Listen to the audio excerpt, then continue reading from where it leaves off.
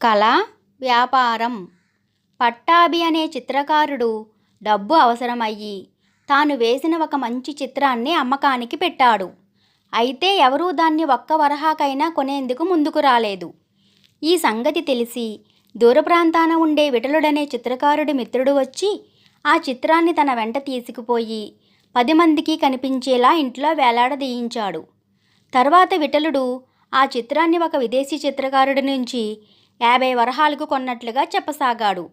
ఎవరైనా కొంటామని వస్తే అది అమ్మడానికి తేలేదని కసురుకునేవాడు. ఈ చిత్రం గురించి పక్క ఊరి జమీందారుకు తెలిసింది. ఆయన వచ్చి విఠలుడి చేతిలో బలవంతంగా 200 వరహాలు పెట్టి చిత్రాన్ని తీసుకుపోయాడు. విఠలుడు పట్టాభిని చూడవచ్చి 200 వరహాలు అతడికివ్వబోయాడు. పట్టాభి ఆశ్చర్యపోతూ, "ఎందుకిస్తున్నావు ఈ డబ్బు" అని అడిగాడు. "ఇది నీ చిత్రం ఖరీదు" అన్నాడు విఠలుడు.